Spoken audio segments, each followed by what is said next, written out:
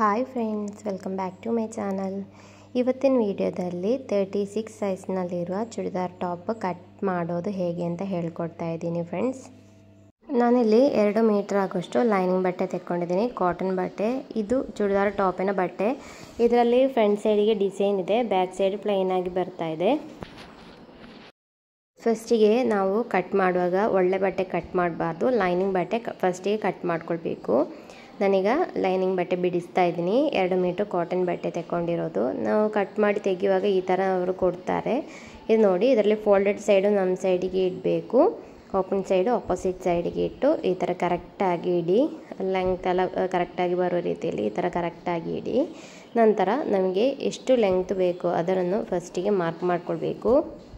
ನಮಗೀಗ ಚೂಡಿದಾರ್ ಟಾಪಿಗೆ ಎಷ್ಟು ಲೆಂತ್ ಬೇಕೋ ಅದರಿಂದ ಒಂದು 2 ಇಂಚು ಕಡಿಮೆ ಮಾಡಿ ಲೈನಿಂಗ್ ಬಟ್ಟೆಯ ಲೆಂತ್ ಮಾರ್ಕ್ ಮಾಡಿದರೆ ಸಾಕು. ನನಗೆ ಚೂಡಿದಾರ್ ಟಾಪಿಗೆ 40 ಇಂಚು ಲೆಂತ್ ಬೇಕಾಗಿರೋದು. ಆಗ ಲೈನಿಂಗ್ ಬಟ್ಟೆ ನಾನು 38 ಇಂಚು ತೆಗಿತಾ ಇದ್ದೀನಿ. ಈ ಥರ ಕೆಳಗಿಂದ ಮೇಲೆಗೆ 38 ಇಂಚು ಮಾರ್ಕ್ ಮಾಡ್ಕೊಳ್ಬೇಕು.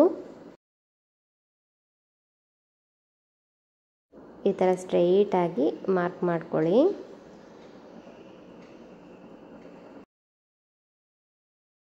ಇನ್ನು ನೆಕ್ ಬಿಡ್ತು ಮಾರ್ಕ್ ಮಾಡ್ಕೊಳ್ಳುವ. 2.25 ಇಂಚು ನಾನೀಗ ನೆಕ್ ಬಿಡ್ತು ಮಾರ್ಕ್ ಮಾಡ್ತಾ ಇದ್ದೀನಿ.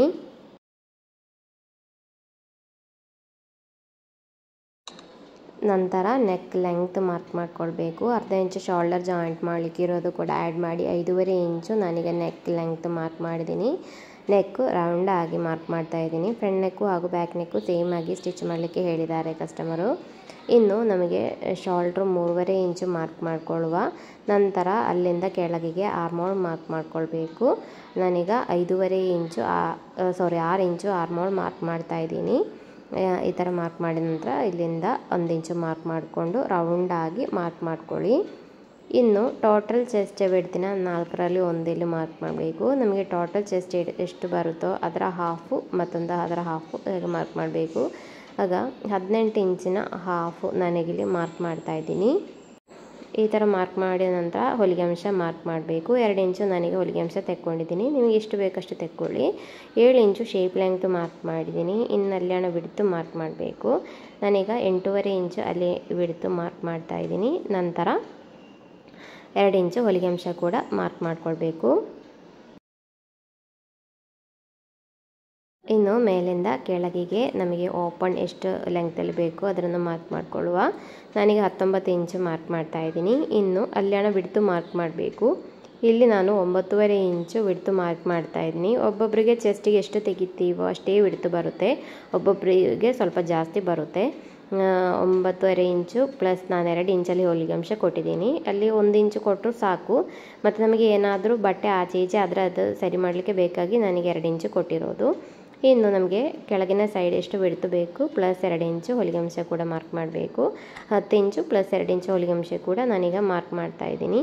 ನಂತರ ಸೈಡು ಈ ಥರ ಮಾರ್ಕ್ ಮಾಡಿ ಸ್ಟ್ರೈಟಾಗಿ ಮಾರ್ಕ್ ಮಾಡ್ಕೊಳ್ಬೇಕು. ಸ್ಟ್ರೈಟ್ ಅಲ್ಲ, ಸ್ವಲ್ಪ ಓವರೆ ಈ ಥರ ನಾವು ಸಾಧಾರಣವಾಗಿ ಸ್ಲೇಟೆಲ್ಲ ಸ್ಟಿಚ್ ಮಾಡ್ತೀವಲ್ಲ ಈ ಥರ ಸ್ಲ್ಯಾಂಡಿಂಗ್ ಆಗಿ ಮಾರ್ಕ್ ಮಾಡ್ಕೊಳ್ಳಿ. ಇನ್ನು ಇದನ್ನು ಕಟ್ ಮಾಡ್ಕೊಳ್ಳುವ. ನಾವು ಯಾವ ರೀತಿ ಮಾರ್ಕ್ ಮಾಡಿದ್ದೀವೋ ಆ ರೀತಿಯೇ ಕಟ್ ಮಾಡ್ಕೊಳ್ಬೇಕು. ನಿಮಗೆ ಬೇಕಿದ್ದರೆ ಬ್ಯಾಕ್ ನೆಕ್ ಲೆಂಗ್ತ್ ಕಡಿಮೆ ತಗೊಳ್ಬೋದು ಫ್ರೆಂಡ್ಸ್. ನನ್ನ ಹತ್ರ ಕಸ್ಟಮರ್ ಹೇಳಿದ ಹಾಗೆ ನಾನೀಗ ಕಟ್ ಮಾಡಿ ಸ್ಟಿಚ್ ಮಾಡ್ತಾ ಇದ್ದೀನಿ.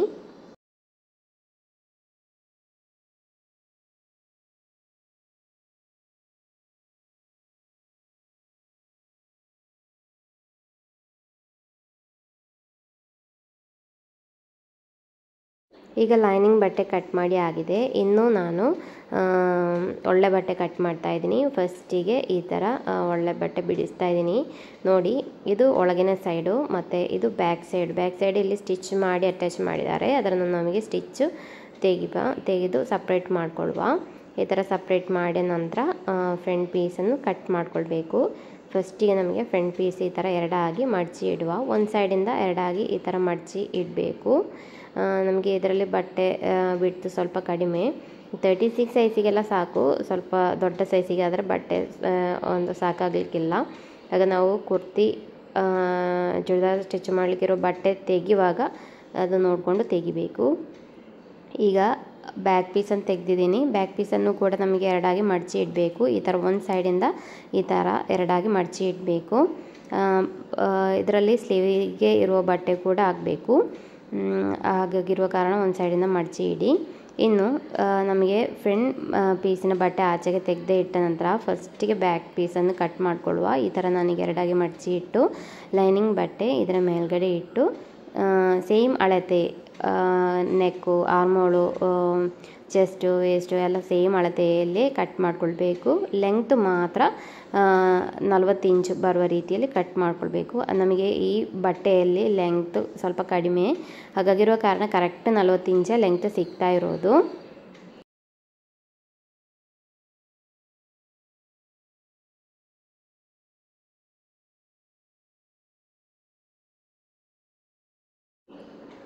ಈ ಥರ ಇಟ್ಟ ನಂತರ ನಾನೀಗ ಕಟ್ ಮಾಡ್ತಾ ಇದ್ದೀನಿ. ಒಳ್ಳೆ ಬಟ್ಟೆಯಲ್ಲಿ ನೆಕ್ ನನಗೆ ಕಟ್ ಮಾಡೋದಿಲ್ಲ, ನಮಗೆ ಸ್ಟಿಚ್ ಮಾಡುವಾಗ ಕಟ್ ಮಾಡ್ಕೊಳ್ಳುವ, ಆಗ ಅದು ಪರ್ಫೆಕ್ಟಾಗಿ ಸಿಗುತ್ತೆ. ಬಾಕಿ ಎಲ್ಲ ನಮಗೆ ಸೇಮ್ ಅಳತೆಯಲ್ಲಿ ಕಟ್ ಮಾಡ್ಕೊಳ್ಳುವ.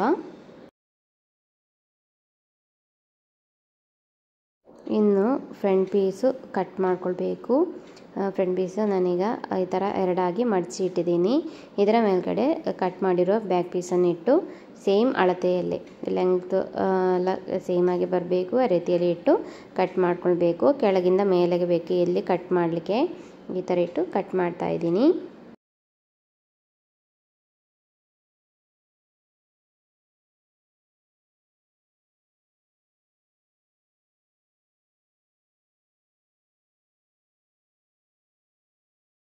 ಈಗ ಚೂಡಿದಾರಿಗೆ ಇರುವ ಕಟ್ಟಿಂಗ್ ಆಗಿದೆ. ಇನ್ನು ಸ್ಲೀವ್ಸ್ ಕಟ್ ಮಾಡ್ಕೊಳ್ಳುವ. ಬ್ಯಾಕ್ ಸೈಡಲ್ಲಿ ಉಳಿದಿರುವ ಪೀಸಿಂದ ಸ್ಲೀವ್ಸನ್ನು ಕಟ್ ಮಾಡ್ಕೊಳ್ಬೇಕು. ಈ ಥರ ಎರಡಾಗಿ ಫಸ್ಟಿಗೆ ಮಡಚಬೇಕು, ನಂತರ ಒಂದು ಸಲ ಕೂಡ ಮಡಚಬೇಕು. ನಮಗೆ ಯಾವ ರೀತಿ ಮಡಚಿದ್ರೆ 3/4 ಸ್ಲೀವ್ ಕರೆಕ್ಟಾಗಿ ಸಿಗುತ್ತೆ ಅಂತ ನೋಡಿಕೊಂಡು ಈ ಥರ ಮಡಚಬೇಕು. ನೋಡಿ, ಎರಡಾಗಿ ಮಡಚಿದ್ದೀನಿ, ನಂತರ ಒಂದು ಸಲ ಕೂಡ ನಾನೀಗ ಮಡಚಿ ಇಡ್ತಾ ಇದ್ದೀನಿ. ಈಗ ಇಲ್ಲಿ ಬಟ್ಟೆ ಮೇಲೆ ಸೈಡ್ ಲೆವೆಲ್ ಇಲ್ಲ, ಹಾಗಾಗಿರುವ ಕಾರಣ ನಾನೀಗ ಜಸ್ಟ್ ಒಮ್ಮೆ ಕಟ್ ಮಾಡಿ ಲೆವೆಲ್ ಮಾಡ್ತಾ ಇದ್ದೀನಿ.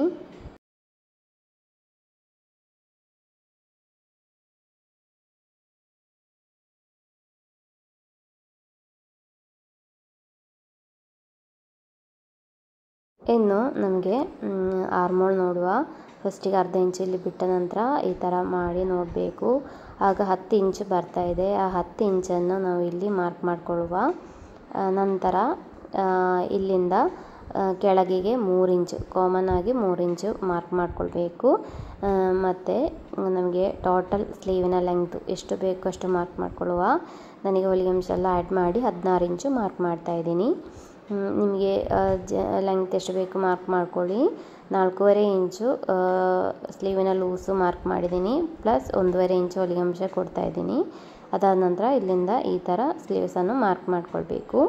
ಇನ್ನು ಇದನ್ನು ಕಟ್ ಮಾಡಿಕೊಳ್ಳುವ. ಈ ಚೂಡಿದಾರ್ ಟಾಪಿಗಿರುವ ಕಟ್ಟಿಂಗ್ ಇಷ್ಟೇ ಫ್ರೆಂಡ್ಸ್. ಇದರ ಸ್ಟಿಚಿಂಗ್ ನಾನು ನೆಕ್ಸ್ಟ್ ವಿಡಿಯೋದಲ್ಲಿ ತೋರಿಸ್ಕೊಡ್ತೀನಿ. ನಿಮಗೆ ಈ ವಿಡಿಯೋದಲ್ಲಿ ಏನಾದರೂ ಡೌಟ್ ಇದ್ದರೆ ಕೇಳ್ಬೋದು. ನಿಮಗೆ ವಿಡಿಯೋ ಇಷ್ಟ ಆದರೆ ಲೈಕ್ ಮತ್ತು ಶೇರ್ ಮಾಡಿ. ಏನಾದರೂ ಡೌಟ್ ಇದ್ದರೆ ಕೇಳಿ. ಚಾನಲ್ ಒಮ್ಮೆ ಸಬ್ಸ್ಕ್ರೈಬ್ ಮಾಡಿ ಸಪೋರ್ಟ್ ಕೂಡ ಮಾಡಿ friends. Thank you for watching.